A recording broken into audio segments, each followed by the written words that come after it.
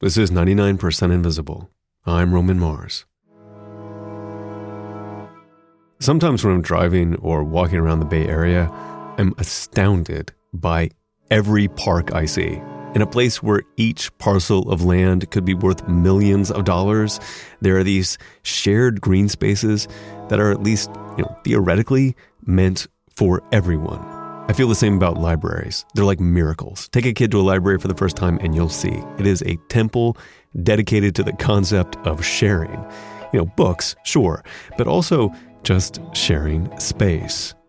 Eric Klinenberg is a sociologist and best-selling author who makes a convincing case that a healthy community is not simply held together by shared values, but by shared spaces, physical, real-world locations where people across all strata and ages and races and creeds bump into each other and form connections. He also makes a convincing case that we are neglecting our shared spaces, what he calls our social infrastructure.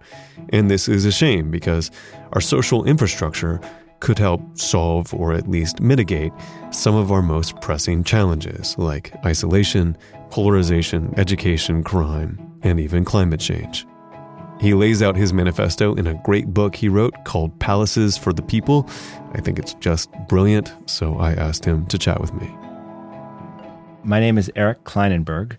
I'm a professor of sociology at New York University, and I'm also the author of a book called Palaces for the People: How Social Infrastructure Can Help Fight Inequality, Polarization, and the Decline of Civic Life. So where does the phrase Palaces for the People come from? It comes from Andrew Carnegie, and I have to tell you that I was a little nervous about using that title because Carnegie, as you might know, has a pretty mixed record when it comes to human decency. He was really a pretty ruthless capitalist, titan of the Gilded Age, among the wealthiest people in the world when he lived, famous for breaking strikes in a pretty vicious way and doing things that probably promoted inequality in many parts of the world. But Carnegie was also an immigrant. He was born in Scotland and came to the United States. And he believed that one of the amazing things about the U.S. is that it created institutions where people could get ahead in life and achieve something greater than they could have achieved in their home countries. And he wanted to help build a social institution that would do that even better. And so over the course of his life, he helped to fund more than 2,500 libraries around the world, about 1,700 of which were in the United States. And he called the greatest of them Palaces for the People. The library, as Carnegie saw it, was a place where a person who worked in a factory or lived in a tenement building and experienced life as crowded and uncomfortable and rushed most of the time could go and escape all of that. And so the great Carnegie libraries have high ceilings and big windows and spacious rooms where a person can go and read and think and achieve something that they feel proud of. And I just thought that was a beautiful phrase when I heard it, and it became the title for the book. Mm-hmm. You talk about libraries as being the perfect example of what you call social infrastructure. So what is social infrastructure more broadly? Yeah, well, it's a pretty new concept, especially in the United States. But when I use social infrastructure, what I mean to say is that there is a set of physical places and institutions that shape our social life. And social infrastructure is just as real as the infrastructure for water or for power or for communications. But we haven't been able to see it because we don't have a concept for it. And what I've learned over the course of my work as a social scientist is that when we live in places where we invest in social infrastructure, places like libraries or parks, schools, athletic fields, we reap all kinds of benefits. We become far more likely to interact with people around us, whether they are friends and family or neighbors who we haven't gotten to know. And when we don't invest in social infrastructure, if we neglect it, if we let it fall apart, we tend to grow more isolated. You mentioned that social infrastructure is more invisible than hard infrastructure.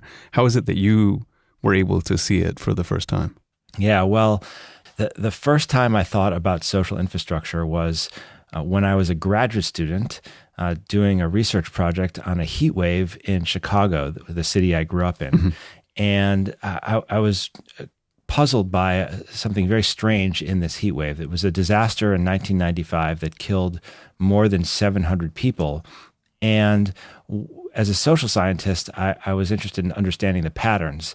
The first pattern I observed was the most predictable thing that could happen in a disaster, and that's that the poor neighborhoods, the segregated neighborhoods on the south sides and the west sides of Chicago had the highest death rate by far. And that's not interesting. It's kind of politically important because it's a story about where resources go and where vulnerability is, but scientifically, it's what you would expect. Mm-hmm.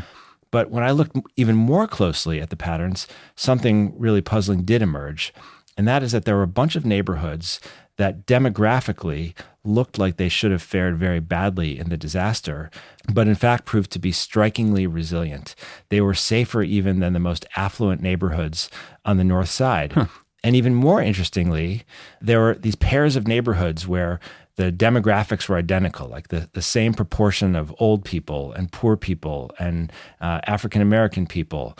And they were separated by just a street. They're literally neighboring neighborhoods. Mm-hmm. And one neighborhood would have an astronomically high death rate, and the other would be one of the safest places in Chicago. And the numbers alone couldn't tell the story of what was going on. So in kind of classic, ethnographer style, I started traveling around and spending time in the neighborhoods. And what I observed is that the places that had low death rates turned out to have a robust social infrastructure. They had sidewalks and streets that were well taken care of. They had neighborhood libraries. They had community organizations. They had grocery stores and shops and cafes that drew people out of their home and into public life. Mm-hmm. And what that meant is that on a daily basis, people got to know each other pretty well. They used the social infrastructure to socialize. And so when this crisis happened in Chicago, they knew who was likely to be sick, who should have been outside but wasn't. And that meant they knew whose door to knock on and who to help. Meanwhile, in the neighborhoods that had really high death rates, the social infrastructure was depleted. There were a lot of abandoned properties, empty lots, abandoned houses.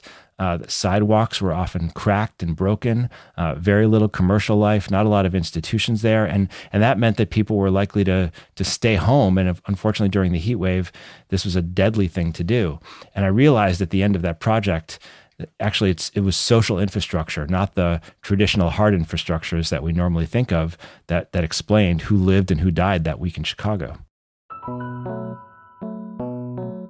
The Chicago heat wave convinced Eric that social infrastructure was vital to public health and safety in cities. And so years later, when Superstorm Sandy hit the New York area, he wanted to make sure people knew that it was going to take more than just seawalls to make New York safer and more resilient in the face of climate change.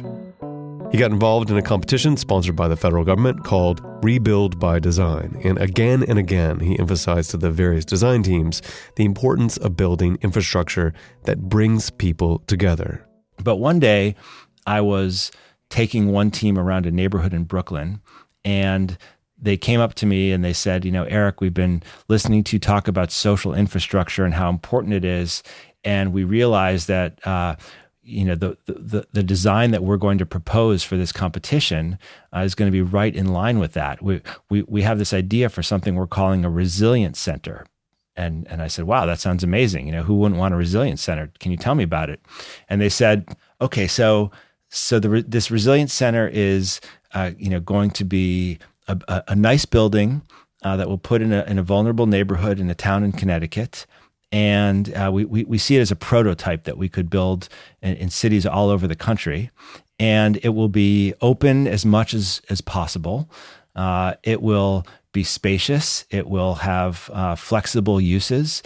It will be staffed by personnel who are aggressively welcoming, let's say. Like they their job is really to make everyone feel like they're welcome all the time. And, we know that very young people and very old people are most at risk and most need kind of resilience at home because they might not be as mobile as other parts of the population. So we're going to have all kinds of special programming for kids, like things like story time in the morning. And since we know that kids come with caretakers, parents or grandparents or sitters, we'll do something for them too. Maybe we'll give them, access to Wi-Fi and computers. And we really see this resilience center as an amazing new institution that could strengthen people who live in every vulnerable part of the country. And I said to them, wow, that's an amazing idea. Because I'm a professor and I'm used to telling people first that their ideas are amazing. And then I said, have you ever heard of a library? Because clearly they had just redesigned the wheel. And at first I thought it was a little crazy, but then I realized that it was completely predictable and forgivable because we live in a moment where so many people think of the library as an obsolete institution, right? We think it's a relic from another part of our history, and that it's not used much by anyone, even though it turns out that nothing could be further from the truth. Yeah. And so I realized that I really needed to spend more time in libraries myself and to write something that reminded people just all of the extraordinary things that libraries do as social infrastructure, because they're such valuable institutions for us, and yet they are taken for granted, and in many parts of the world and the country, on the chopping block. And so Eric started visiting libraries all over the country. He went to small town libraries and suburban libraries, big city libraries designed by famous architects, and small neighborhood libraries in little brick buildings. And each time, he found lots of people using the library, and many of them using it in some pretty surprising ways. One of my favorite programs came from the Brooklyn Library, where they created the Library Lanes Virtual Bowling League, which meets weekly in the basements and kind of community centers inside libraries, the kind of common rooms. And the context for understanding why these things are so amazing is that about 20 years ago, a great social scientist named Robert Putnam wrote a book called Bowling Alone. Mm-hmm. The complaint was like people used to do things together collectively in formal groups, and now everyone, like in Putnam's Nightmare from 1999, everybody was just watching television at home together in the living room, which I now think of, now that I have kids who have like their own mobile devices, that's like a socialist utopian fantasy to me. Like, oh my God, if only we could have a night together watching the same screen, it would be amazing. But what happened in Brooklyn is that these kind of brilliant people realized there's all these older people who live alone in neighborhoods around New York City, and they're exactly the people who would have been most likely to die in the heat wave in Chicago, right? Yeah. And they have to do special programming for them. And some older people are bookish and or want to do arts things, but some actually want to be physical and exercise and be social that way, and they need to be. So they created this program called Library Lanes, and once a week, this group of older people come together and they put on actual bowling jerseys with their library name on it, and a librarian connects an Xbox to a television, and they compete against other library teams. And I'll tell you, like, I'm a sports junkie. I spend my weekends following my son around to his soccer games. I like to go to professional and college games.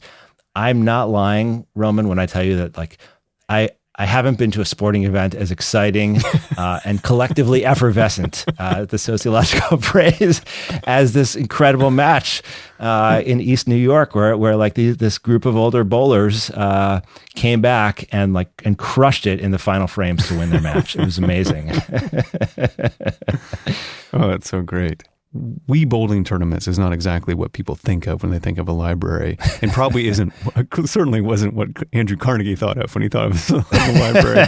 So what are some other examples of how a library is being used today outside of the conventional, like you get a library card, you get books and stuff. Yeah, oh my goodness. I was just thinking about Andrew Carnegie, being told about all the things that these palaces for the people have turned into. I hope you would like them. I mean, Let me tell you about some of the things that I saw. I mean, first of all, the libraries remain places where lots of early literacy development happens. And every morning, often before the library would open, the librarians would open the doors for groups of preschoolers or kids from day camp who would come in with teachers and get exposed to books and be told stories. And there's so many people who just can't afford books and don't have books at home, or have parents who speak another language, and they come to the library to learn to read and to learn to love books. And that's amazing.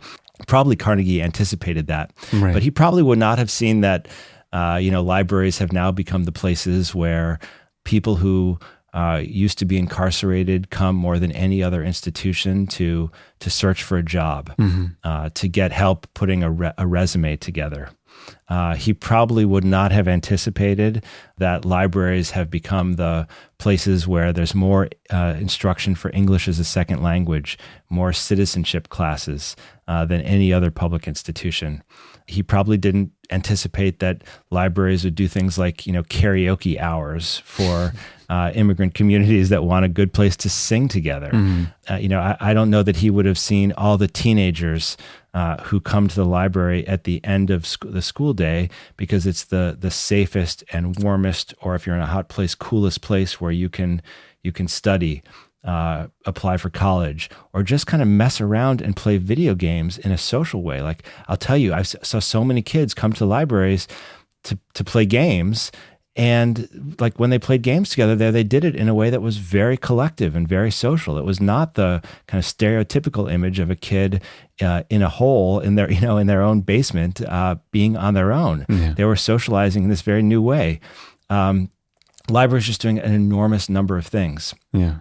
Yeah. And I really think that we fail to recognize how lucky we are to have inherited this institution. I don't know if you saw this, but about a year ago, there was an article that came out in Forbes magazine where an economist argued that libraries are in fact obsolete, right. And said, if you don't show me the cost benefit analysis that cashes out the value of the library, I think we should stop all the public contributions to them, knock them down, and replace them with Amazon stores. Oh my goodness.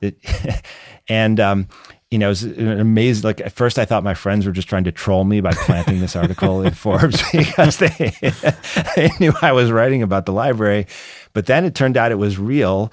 And this amazing thing happened. Like the librarians of the world united and got on Twitter and wrote the most eloquent testimony to the ongoing power of libraries to convene people. And they wrote such amazing things that Forbes literally took the article down the next day. It was, one of the few good things that Twitter has ever done for the world. When I tried to think of like what a great social infrastructure is, it's not that libraries are the only social infrastructure, hardly, but they're just about the most effective social infrastructure that I can imagine. And it is a shame that we don't make more of them by maintaining them or updating them in the way that they deserve. Right. I mean, because they're still radical and innovative today. That's what's so amazing about them. They've reinvented themselves. Yeah. And one of the things that's so striking about libraries is that the local staff has the capacity and agency to develop programming that works for the community that they're in. Right. Right. There's no strong, hard rule that says a library has to do X, Y, or Z thing. So a library can be, it can lend tools, it can lend seeds, it can lend clothes to people who need better clothes for a job interview. Right. It can do programming in all kinds of languages. I'm sure listeners can think of 50 things that happen in their libraries that I don't even know about.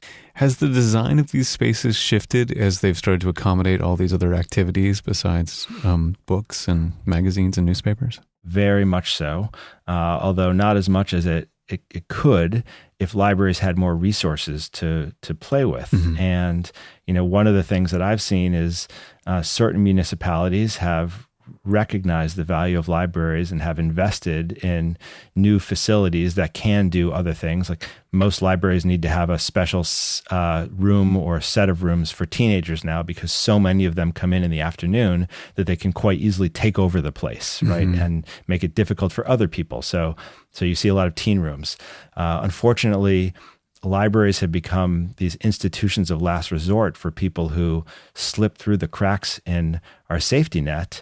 And so like you will find homeless people and people with mental illnesses and people who are really struggling to get by, oftentimes people with drug addiction, who come into libraries and need a special kind of protection or assistance. And some libraries, including in San Francisco, have really been aggressively experimenting with ways to provide more supportive environments like that.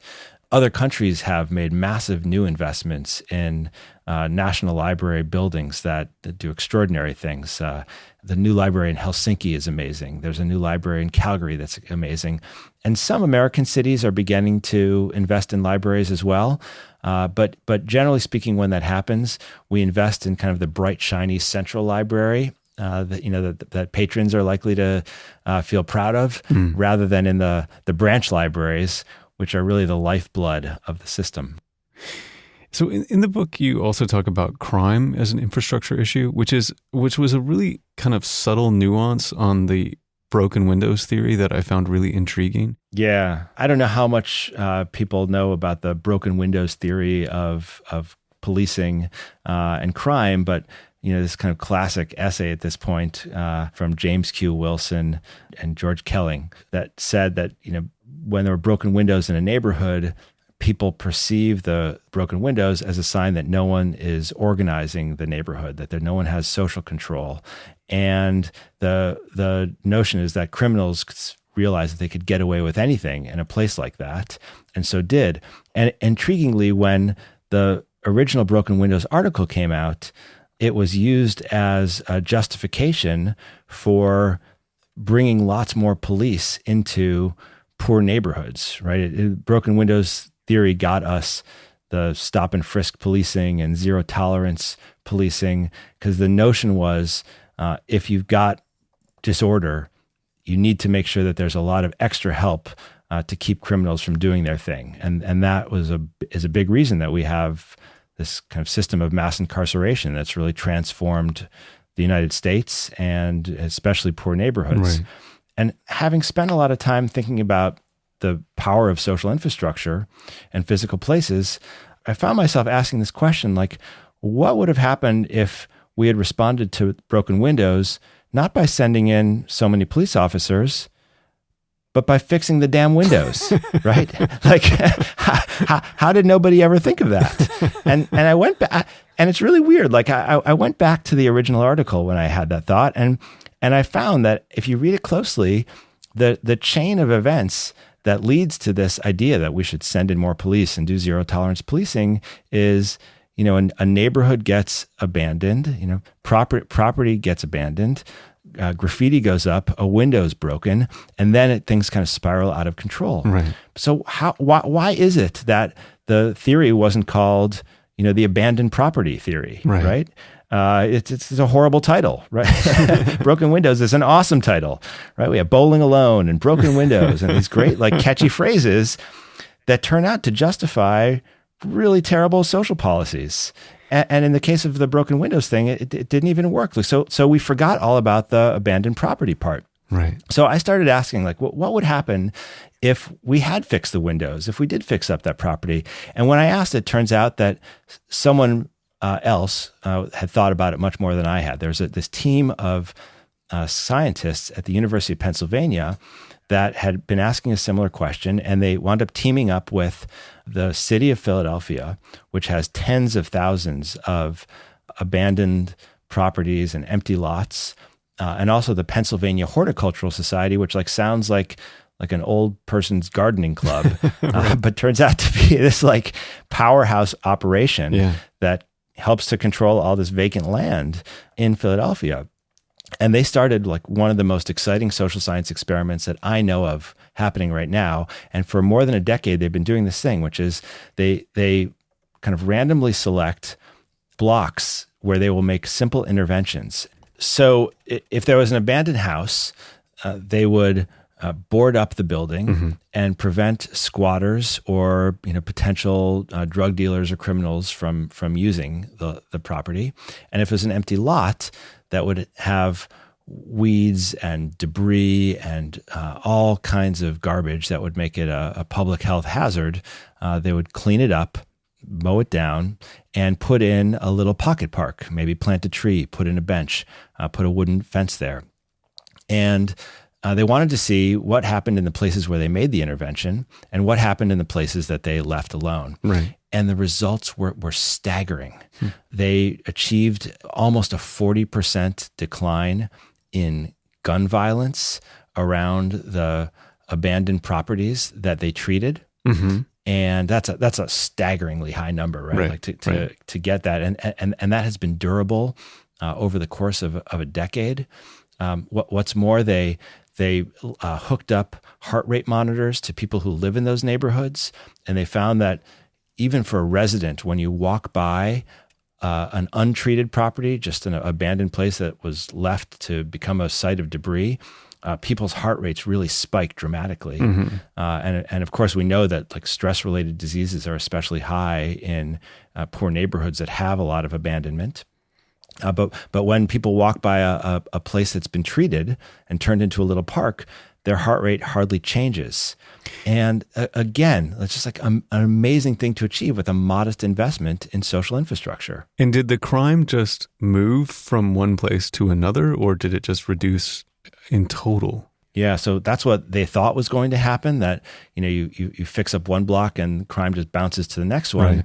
But the amazing thing here is it didn't. It turns out that, like we think of crime as being about like, bad individuals doing bad things. Right. And no doubt that's part of the story. But a lot of crime is just situational, right? Like if you create a city with lots of places where no one is in control and no one feels a sense of responsibility and people have a hard time managing things, you create situations where crime is more likely. But if you take those situations away, the crime just doesn't happen. And so the answer is no. They did not get the crime bouncing elsewhere. It simply didn't happen. Wow. So I'm reading your book, and I think about myself in the city and how I interact with people, and how my lived experience and my idealized experience sometimes are not in a complete concert. So like if I were a planner, I'd plan for social infrastructure. Yeah. If I were a mayor, I'd pay for it. But as a person slogging through life, I don't always want to encounter people. And so when we build... I live in New York City, man. I get that. Totally. So when we build social infrastructure, how do we make sure we're designing for our true selves and not our idealized selves?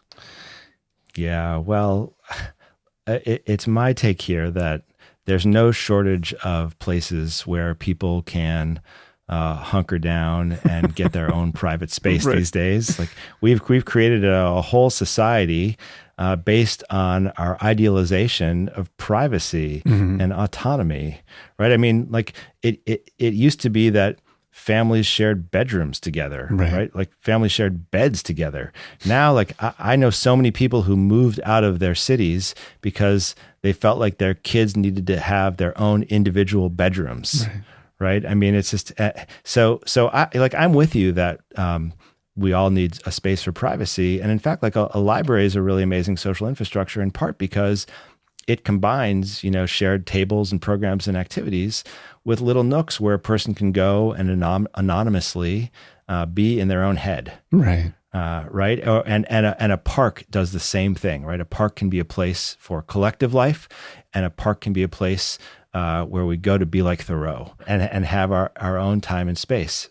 I think you're right. We always need to be mindful of those things. We don't want to force people out into the public realm. But my sense right now is that it's the publicly accessible public realm that's really in short supply. I'm intrigued by this idea of public ownership and how we convey that. I mean, I think one of the reasons why the pocket parks work and libraries work is because we feel like we own them when they're done right. we feel like we belong. And that makes everyone, closer connected, but also just like they treat the world better when it's ours, versus a private space that we can just occupy as long as we are buying that cup of coffee. Like, how do we make sure we make things so that everyone feels like they're really a part of it? Oh man, that is such a tough question. And I've been thinking about it a lot, especially in light of the past year where we've started to see more publicly just how restrictive and exclusive some of our most valued semi-public spaces can be. Like, remember that video that circulated about the two African-American guys in Philadelphia who went into a Starbucks? Yeah. And, they went there, and tell me if this ever happened to you, like you go to meet somebody and they're late. Yeah, like all the time. Have you ever experienced that? Right? So these guys go, and I know that I've sat in Starbucks waiting for someone who doesn't show up for 10, 20, 30 minutes, an hour, and no one's ever said anything to white professional academic guy. But these two guys, they don't get asked to buy something. They don't get politely asked to leave. They get arrested, right, for being in this shared space. It's a crazy thing. And so in that context, people who get in feel entitled and privileged. And there are a whole bunch of people who are left out altogether. And that alerted me to the sense that to the extent that our public space and our public realm, our shared spaces are part of the commercial economy, they are really restrictive, right? Like, you have to be able to pay, you have to be let in. And there are a lot of places, especially in gentrifying neighborhoods in cities, where, people just know that they're not welcome because it costs $7 for coffee or $9 for ice cream, or they don't take cash at all. They're only for people with credit cards, right? And I have to say, one of the most amazing things I observed in the public libraries where I spent time is that there are places where this impossible community of people who are so different from one another come together, and all kinds of people who have real struggles come too, because there's just not space for them anywhere else. And in the year that I spent going to the library pretty much every day, I can count on one hand the number of times that the police had to be called in, and that there was a real security concern because people, were acting out towards one another. Most of the time when people go into libraries, they recognize that they are being respected and dignified and honored. And I think it brings out the best in us. So I think it's a great question, what kinds of public places can do that, right? Can exalt our experience in the world in the way that a library can. And what can we do to make sure that the places that we've built do that even better? Is there any momentum towards more social infrastructure? Do we require a modern day Carnegie? Do we require our government to do more? Do we require us to just demand more? What is it going to take? And do you see any evidence that it's happening? It's an urgent question. How are we going to pay for this? And it's true that Carnegie was a philanthropist, and philanthropic dollars went to build a bunch of libraries. And I close the book by noting how strange it is that, we live in a world with these kind of titans of the information age who have made billions of dollars, with things like social media and computing, and who haven't made contributions to social infrastructure in a way that I would like to see. In fact, one of the really off-putting things for me about Mark Zuckerberg's use of the concept social infrastructure is that he's been promoting Facebook as the social infrastructure. He uses that language for the 21st century and says, Facebook is where we'll go for meaningful interactions. And yet if you go to the Facebook campus in Menlo Park, no one on earth has spent more money on actual physical social infrastructure than Mark Zuckerberg. It's a worker's paradise there, right? The bike paths and the yoga studios and the shared spaces for serendipitous encounters and the massages for people while they're coding at their desks. It's amazing there. And in fact, the people who work in those companies don't let their kids go on the devices because they know how dangerous a phone can be as social infrastructure. So on the one hand, I kind of want to see the big philanthropists of our time spend more on things like libraries. But I also know in my heart that, philanthropic dollars are ultimately inadequate, and they're kind of like randomly distributed to the places where the philanthropists tend to spend time. Right. And that if we're ever really going to make this work, it's going to have to be through a public commitment, like a major public works program. And I think it's just a matter of time until we do that. But clearly we're going to have to muster up the collective will for it. And we certainly can't, rally for it and call for it if we don't have a name for the thing that we want. and that's one reason why I hope that social infrastructure is sticky, that it means something. Because, we have no problem paying for infrastructure when it comes to the things that we think of as critical. Mm-hmm. The infrastructure is like one of the few things that both Trump and Clinton agreed that we needed right. a few years ago. I just hope we can recognize the need for social infrastructure and find some way to persuade the people who are running our government that without their support, it will never happen. So we need like a social infrastructure week. I'm thinking more like a decade. Yeah, exactly. At least. And look, like if you look at any report that comes from, the World Bank or even our own government, they recognize that, we will soon be spending tens of billions of dollars and then hundreds of billions of dollars and trillions of dollars internationally to build new infrastructure, because the systems that we have to keep us in the modern world simply don't work. Mm-hmm. And we know it's true in the case of the subway, and we know it's true in the case of the power grid. And it's my observation that it is also true, maybe even more true, in the case of our social infrastructure. They've just been absolutely neglected.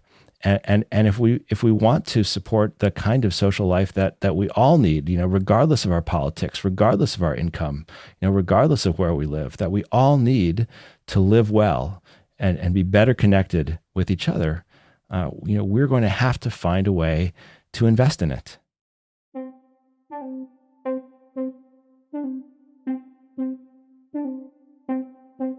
Eric Klinenberg's book is called Palaces for the People. You will enjoy reading it and nodding vigorously along with it.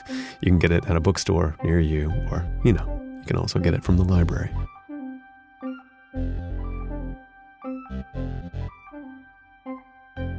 Up next, Avery Trufelman joins me in the studio for a little announcement. Stay with us. So I'm in the studio with Avery Trufelman, producer at 99% Invisible and creator and host of Articles of Interest, and we have an announcement.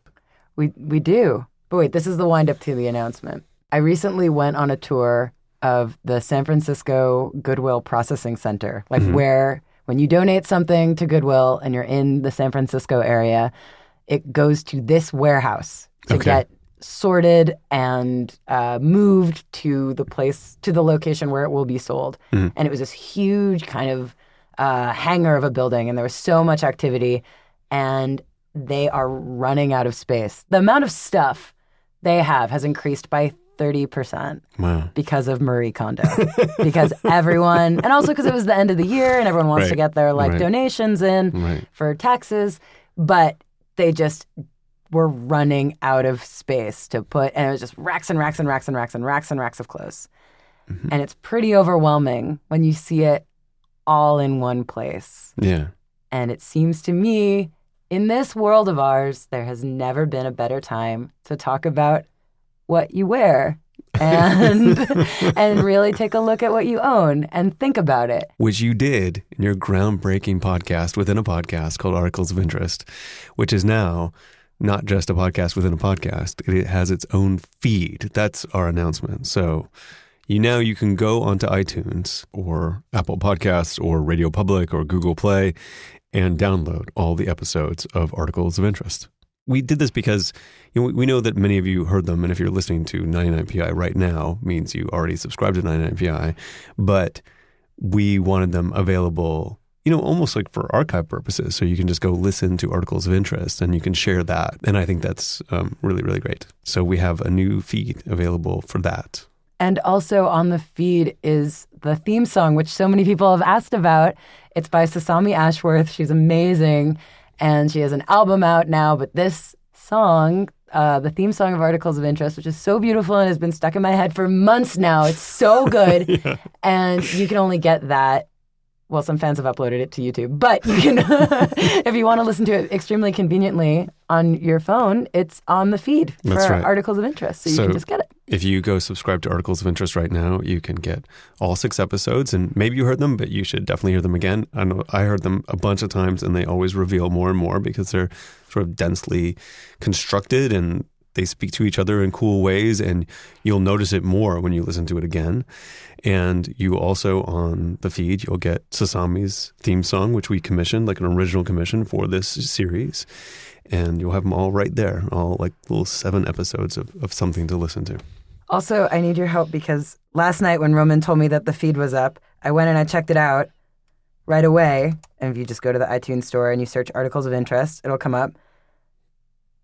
And it already had, like at the moment it was born, someone gave it a review, and it's a 1-star review, and it just says, yo, this podcast is insufferable, which is just a great welcome to the world of podcasting. Oh, God. Okay, so here's the deal. Here's what you're in charge of now, like you, fair listener. Go review Articles of Interest, give it 5 stars. I mean, the thing is that Articles of Interest was called out at the end of last year as the best podcast of the year from a lot of people. And if you're one of those people that admired it as much as we did here and people did largely out in the world, besides this guy who said, yo, it's insufferable, go give it 5 stars, go download it again, share it with your friends. This is an easy way to do it instead of going to, I don't even know what episodes it was, like episode 310 to 316 or something of the show. Yeah, it's buried in the feed now. So now it's all buried. But now you can go find it on its own, subscribe it. Let's run it to the top of the charts and let people find it again. I would really, really enjoy that. So go out there and spread the word, people. Or it can be any number of stars you want. I just want more variety than one star review. Just do 5. We need to bury this guy, this yo guy. And I'm certain it's a guy. But this is the thing. He rated it so quickly. Yeah. I don't know if he hates me or like loves me. Like this, he found this somehow. He's something. But he's amazing. Go pile in a bunch of 5-star reviews. That would make me happy, and then get the average up, and share it with people, and go listen to the episodes again because they're really, really great. So anyway, that's our little. That's our announcement. Happy birthday, Articles of Interest. Or Happy Independence Day. And you mentioned going to Goodwill, and so that means you're probably doing stuff. I'm doing stuff. I'm sniffing around. Listen. To announce one's intentions is ultimately to broadcast one's failures. So I don't want to jinx anything. So just know that there's also stuff going on with Articles. Anyway, you'll hear more about that over time. All right. Thanks, Avery. Thanks, Roman.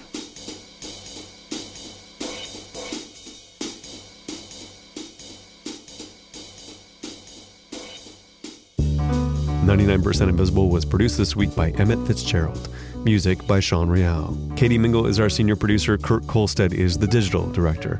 The rest of the team includes senior editor Delaney Hall, Sharif Youssef, Avery Trufelman, Taryn Mazza, Joe Rosenberg, Vivian Lee, Sophia Klatzker, and me, Roman Mars.